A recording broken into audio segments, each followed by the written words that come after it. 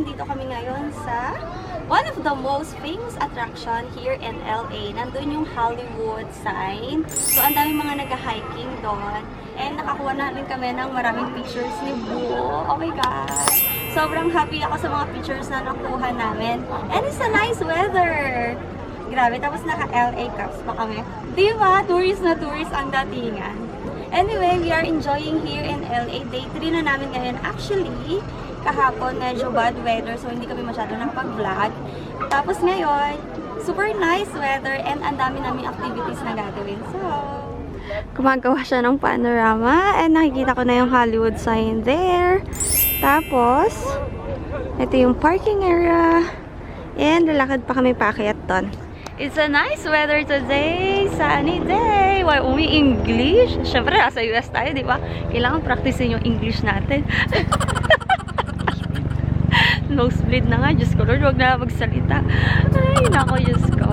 Pero yes, nag-Uber kami papunta dito. Tapos, konting lakad. And then, punta kami dun sa Griffith. Griffith ba? Griffith Observatory. Yon. Ayan na yung sundo natin. Ha? Ayan na yung sundo natin. Sundo natin. Helicopter. And then, yes, last day namin sa hotel. Tapos lilipat kami ng panibagong hotel after namin dito. Yun, punta na kami sa downtown LA. Grabe, ang dami nagpipicture and nakasingit kami sa picture nandun sa Hollywood. Ang ganda ng picture namin ni Boo. Ang dami namin pictures. Tapos ang hirap magtanong kung ano, pwede niyo po kaming pa-picturean or pwede niyo po kaming picturean, ganon. Pero yeah, nakakuha tayo ng magandang shot. Di ba? Yes. Ang ganda dito, ang sarap. Oo, there. Hindi kita kasi dito sa camera eh. But yes, ang sarap dito and the weather. Grabe. Sinuwerte kami sa weather ngayon. Ganda. Yeah, I'm happy. I'm super happy. Mas maganda pala yung view dito. Nagsisiksikan kami dun sa bungad kanina. Dito ang ganda ng view. Look. Punta tayo dito. Si Boo, ayan.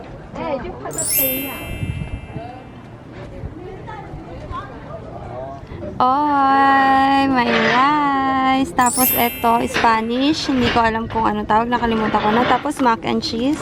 Halo-halo na siya kasi kailangan siyang timbangin. Tapos ito, yung hotdogs. Sinalagay ni Boo. Tapos ang view namin, itong Hollywood sign. Ayun. Yes! Simple lunch.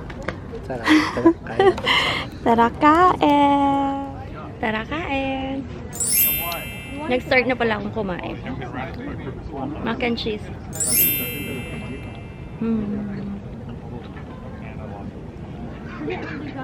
Sarap dito. Nakaka-relax lang siya. Tapos, nakita pa akong rice. Ito na yung brunch namin ni Boo. Hindi pa kami nag-breakfast kasi nagkano lang kami coffee kanina. Tapos, diretso na kami punta dito. So, yes. Sarap. Subo. Sarap. Huli yung subo. Walk of Fame. You want to join us for a tour, guys? Let me know. Yes, we are here. Hanap tayo ng mga sikat na artista. Diyos ko, alam nyo, unang naisip ko, Michael Jackson. Ayun siya, mahaba siya. Hanggang dulo siguro. There. Ang pangit lang ng weather, umuulan. Hi, Michael Jackson. Hi, Mickey Mouse. Kami ngayon sa mga Walk of Fame. Nakita ko na si Michael Jackson. Tsaka sila Mickey Mouse. Yun. Okay na din, na-experience. Cheesecake Factory. Nandito kami sa hindi ko alam kung saan. Basta. Nag-taxi kami, dinala kami dito. Hi po! Tapos yung Cheesecake Factory doon. Yan. Ang ganda. Pero yung weather, hindi na naman. Sobrang lamig kasi dito. Grabe. Umuulan maghapon. Walang magandang picture today. Tapos inaantok na ako. Kasi madaling araw na sa atin, di ba? Alauna na. Oh, launa na ng madaling araw sa Norway. Naantok na ako. Oh my God, wala energy. Gusto ko na kumain. Tapos nag-crave ako ng fried chicken kanina. Palagi ko naaamoy parang may magnet na tarashila. Ganun. Actually, kagabi pa nung pagdating namin, gusto ko na kagad kumain ng fried chicken. KFC, Wala nga kami nakikita KFC. Tayo pala, bu. Chick-fil-A meron. Oh, Chick-fil-A. At saka sa mga grocery store na fried chicken, ganun. Tapos, mamaya siguro mag-fried chicken ako or bukas. Look, may nagdi-deliver ng food. Ang pangalan niya is Uber Eats. Ruby. Ruby is on delivery. Wow!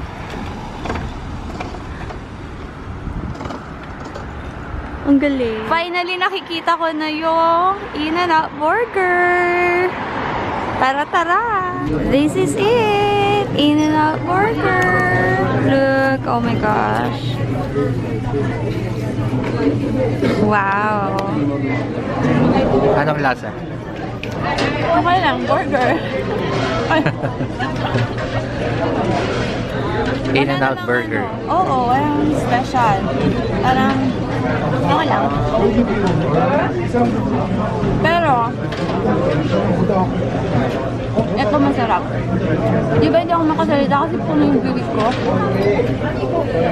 At anghang. Bagay na bagay na combination. Last bite. Ayan yung puno. Puno sa parang Jollibee.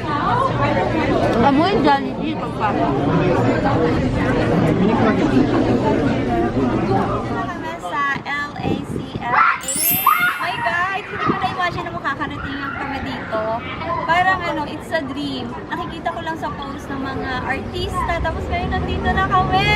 And spontaneous travel lang talaga to. Nakita lang namin na okay, pwede na sa LA mag-travel.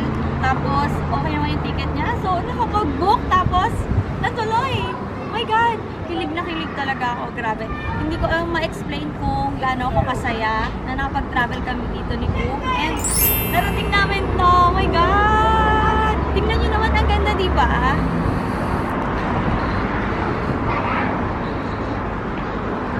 Super kilig! Nandito kami. Di ba? Mga artista na pupunta dito eh. Hindi ko talaga na-imagine na makakapunta kami dito. But yes, sobrang kinikilig ako and hindi ko ma-express yung nararamdaman ko. Oh my gosh. Ang saya talaga. I'm happy. Happy birthday to me! Nandito na kami sa Rodeo Drive. Pinakasikat na street. Ayan siya. Street ng mga mayayaman daw. And grabe yung shopping. Nakita ko na yung Louis Vuitton. Tapos may Rolex doon. Tapos grabe. Dolce & Gabbana doon pala. Tapos yung po nagpa-picture siya dyan. Nice! Ang ganda dito! Beverly Hills! Hi! Nakaka-amaze yung mga puno. Ang ganda. Sa Beverly Hills, puro ganyan. Cute! Tapos naglalakad lang kami dito. Pauwi sa hotel. Okay na, nakita ko na yung Beverly Hills. Nice. Ang ganda ng tour natin ngayon, Nobu. Tapos ang ganda ng weather. Hollywood tsaka Beverly Hills. Yes. Oo. At saka yung lakmangan na yun. Ang ganda. Grabe sa Beverly Hills. Puro shopping. Shopping stores. Boutique. Mga ganun. Oh, nakabili. May batang natuwa. Diba? Siya yung shopping ng shopping. Kahapon pa siya. Tapos sabi niya sa akin, bakit daw ako hindi daw ako nagsha-shopping. Syempre, may gusto akong bili ng bag, kaya muna tayo, taste muna tayo ngayon, 'di ba? Pero nakabili ako kahapon pala. Yan, ito. Meron kaming black and ngayon yung gusto kong color na beige. Pero not a good deal kasi mas mahal dito sa US kaysa sa Paris. Mas mura doon. At saka dito, ang weird, yung price nila, hindi pa kasama yung tax. So, pagbayad mo sa cashier, magugulat ka na ang mahal ang babayaran mo kasi yung tax nga. Yun. It's weird, pero yeah. Walang magagawa, gusto ko tong color and nagamit naman na ngayon. Sabi ko kay Boo, sulit naman, kaya wag na lang intindihin yun. And enjoy na lang yung trip, di ba, Boo? Wait, may kukwento pala ako. Nung kumain tayo sa In-N-Out Burger, first kain natin dito sa US. Overrated? Overrated. Hindi, at saka yung Regular cashier. burger lang? Number 8, please. Number 8. Ang arte-arte magsalita. Number 9, please. Number 9. Sobrang arte ng boses, pero ang cute. Well, anyway, yes, nag-enjoy na ako sa trip namin. And kukunin lang namin yung mga luggages namin sa hotel. And then, lilipat kami sa ibang hotel. Yes! Nakikita nyo ba yun? Ayun o! Oh my gosh, let's go! Eto na siya! Amoy na amoy na!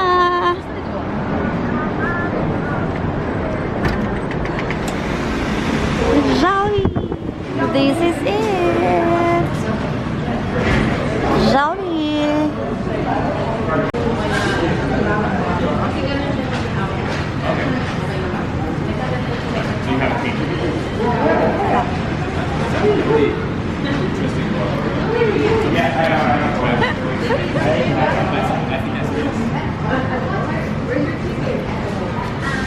Nakauwi na kami ng hotel and look! May na-take out ako na Jollibee. Ube pie to. First time namin titikman ni Boo. Sabi ko kay Boo kanina, madami na yung food namin.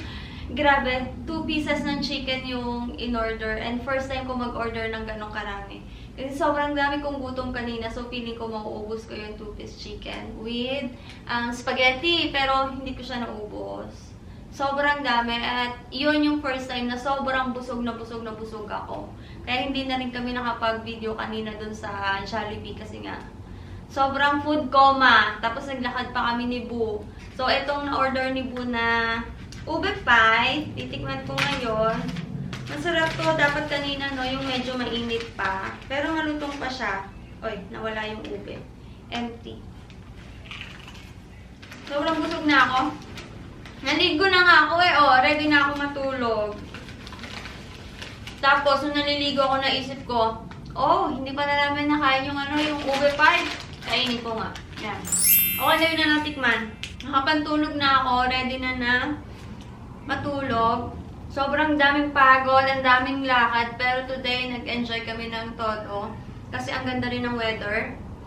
Nag-food pa ako talaga sa bibig ko eh. Tapos, eto na yung kwento. Si Shay, nagawa siya ng listahan niya kung ano yung mga gusto niyang ipabili dito sa LA. Sobrang dami niyang listahan. Nakalagay snacks, blah blah blah blah blah blah. Tapos makeup, blah blah blah blah blah. Tapos damit, may picture pa yung damit niya. Oh my gosh. And dito kami pinaka nahirapan ni Boo na hanapin tong mga snacks niyang pinabili. Nakailang ikot na kami sa store, tapos nakailang store na rin kami hindi namin makita. So kagabi, nagtanong na talaga kami dun sa staff. Tapos meron nga daw sila nito. Gushers, hindi ko alam kung saan niya itong mga nakikita at napapanood. Tapos roll-ups. Ayan. Ito pa sa lubong namin sa mga pamangkin namin, kay Sandra and kay Edward. Parang ang dilim ko, no? Kasi ang dilim lang ng ilaw dito sa hotel room. Ito na yung pinaka-best na ilaw. Ito pa rin, roll-ups. Yan, mga pinabili ni Shay. Namili na lang kami ng iba't ibang flavor. Tapos ito rin. Iba ding flavor. Tapos ito kay Edward. Tsaka yung kay Sandra. Tapos ito nga yung gushers. Dalawang gushers. Magkaiba siya ng flavor. Isang watermelon and isang tropical strawberry. Yan siya. And goldfish. Magkaiba din ng flavor. Kay Shay lang yan imagine nyo, Diyos ko Lord. Iba yung batang yun. Iba pag may anak na babae, no? Pero cute. Si Sean kasi, lalaki parang wala nang pakialam. Si Shay, ayan, cute pa. Si Sean, nagpabili siya. Ang gusto niya lang pabili is jeans lang daw na dark blue. Yun lang, ganun lang kasimple pag lalaki, diba? Tsaka si Sean, siya na talaga namimili ng damit niya. Simula nung nagkatrabaho siya, hindi na namin siya binibilan. Wala nang allowance, wala nang bigay-bigay ng pera kay Sean. Minsan, siya pa yung nag-grocery, hindi niya ako sinisingil pag sinabi kong magkano babayaran kita. Sabi niya, no, okay lang. Di ba? Matured na. Galing. Si Shay, pagka may work, feeling ko ganun din naman si Shay. Ano yun? Very thoughtful. Tinatanong nga niya ako anong gusto kong regalo eh. O, tinatanong ako ni Shay. Sabi niya, Ma'am, anong gusto mong regalo? Yung magkakasya lang sa pera ko. Sabi ang cute, di ba? So, yan, nakabili na kami ng mga pasalubong sa kanila. Nabili ko na rin si Shay ng mga makeups. Mga pinabili niya mga makeup. Sabi niya, punta ka ng Sephora, tapos bili mo ako ng ganitong makeup. Ito yung mga brands. Ganon siya kung magpabili. Yes. So, yan. Bukas, excited kami ni Bu kasi manonood kami ng NBA basketball. Hindi ako maka-smile kasi may tinga ako. Alam ko may tinga ako. So, yun. Ano kami bukas ng NBA. Mag-ano muna kami. Magre-recharge muna kami kasi pagod na talaga kami ni Bu. And nung after namin sa Jollibee, gusto pa sana namin umikot pero hindi na talaga kaya. Inaantok na rin ako, inaantok na rin si Bu, pagod na din kami. Kasi 10 AM pa lang nasa labas na kami. Tapos nakauwi kami dito sa hotel before 9 ng gabi. Tapos yun. Pagod na, naligo na lang, tapos ready to sleep na. Gigising ulit kami ng mga 8, tapos mag-ayos lang, and labas na ulit kami. Ganun talaga pag naka-vacation. Masarap pero sobrang pagod. 'Di ba? Pero okay lang. Masaya naman. So, na-enjoy naman. See you tomorrow. At update ko kayo kung makikita namin yung mga sikat na NBA players sa Lakers. Excited! Good night!